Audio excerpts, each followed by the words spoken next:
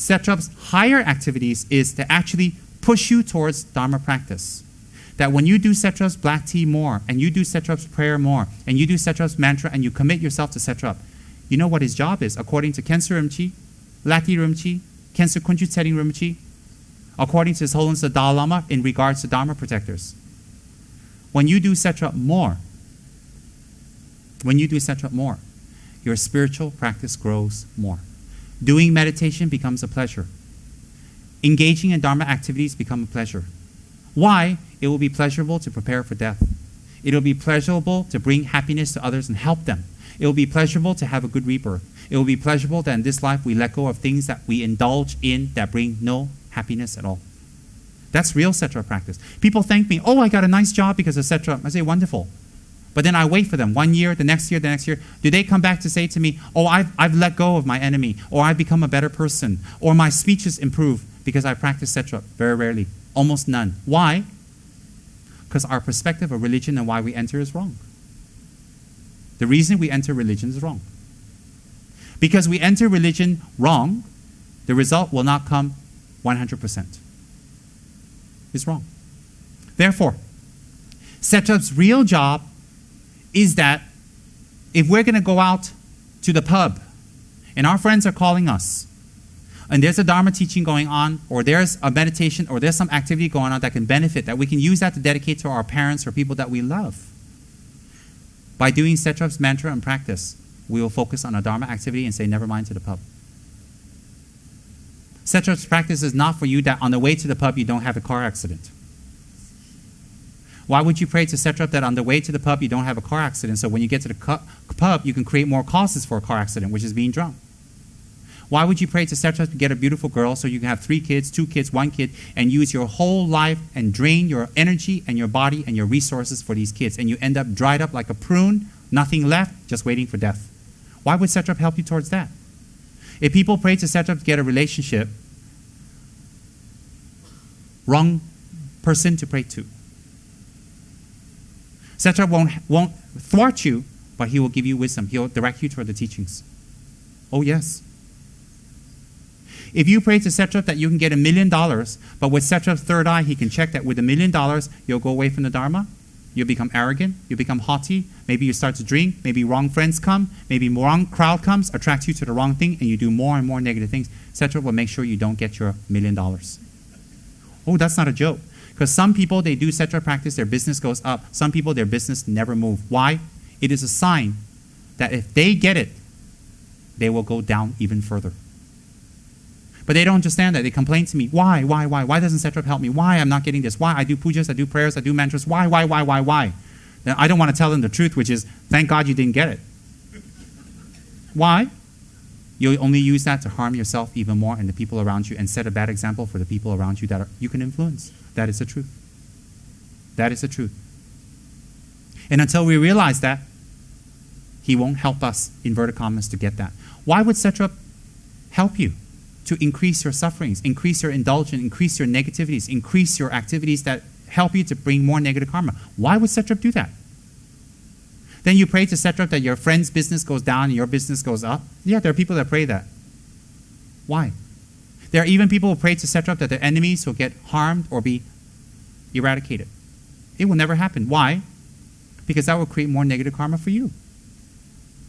Negative karma, definitely. Some people even pray that their kids will finish school. Let me tell you something. Let me tell you the truth. In some people's cases, when you pray to Satrap, you'll bless it that your kid doesn't finish school. Why? In some kids' cases, if they finish, their destiny will lead to something very harmful, or meet people that's very harmful. Ultimately, what do we want for our kids? Our projection of what their happiness should be, or them to be happy? Do we want our projection of what makes them happy, or their happiness? That's why there's this thing called tukul disease. If there's a reincarnation and the parents stop the kids from learning, their kids will not go far in the future. Definitely not. Definitely not. Why? They're blocking their karma. It's negative karma for the kids. It's negative karma for the parents, negative karma for the kids. If they're real reincarnations, or they're real spiritual beings, and they're forced to just go to school, they're forced to just get married or have a good time or just all that, then you say, oh, never mind. If they're real, they reach a certain 18 or 19, they can do what they want. They have their own mind. Not necessarily, because they're a different level of tukuls. The very high-level tukuls, very high level, no matter what obstacles you put towards them, they will aspire to become a Dharma practitioner. The low-level ones, few lifetimes of practice only. If you put the wrong influence on them, they will be dragged down again. Why? Because it's just a few lifetimes of doing positive merits. So by the time they finish school and they've been influenced the wrong way, they'll be dragged down.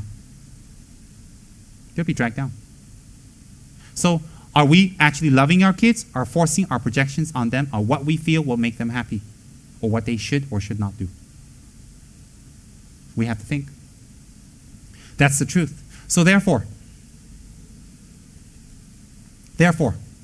spiritual practice is not the 1 hour on the cushion or meditation or mantras or sadhanas or making offerings.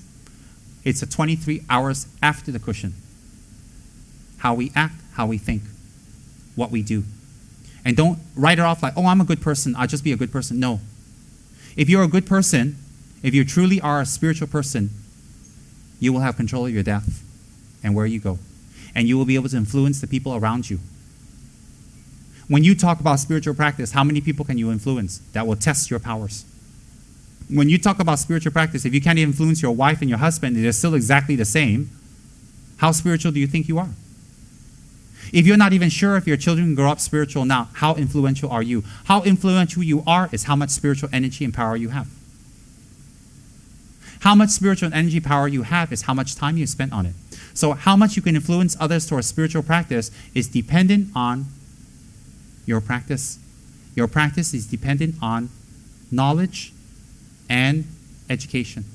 Education, knowledge will be based upon your realization of your mortality.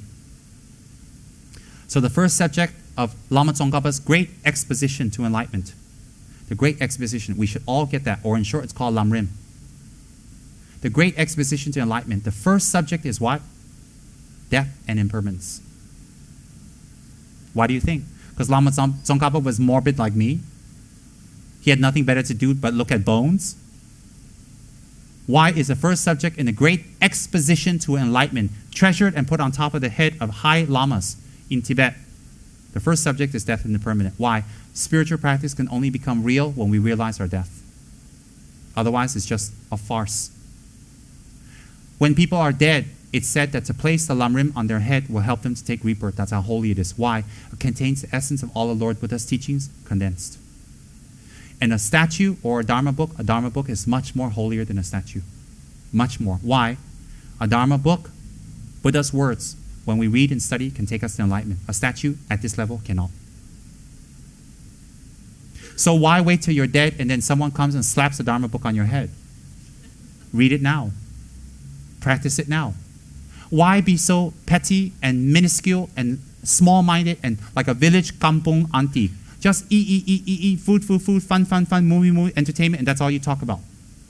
Why be a village auntie with just such a narrow mind? Open. I have to open. I have to open. So Dharma practice is what?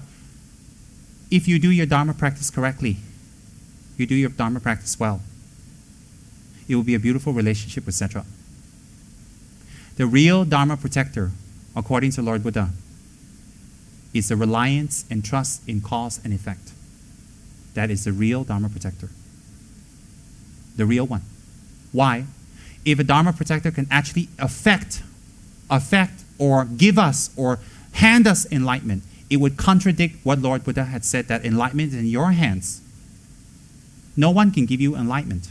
But a Dharma protector's function is what? Is to push you and help you and to get the necessities for you that you can actually do the Dharma practice. Not do it for you or substitute it for you. No. That's very important.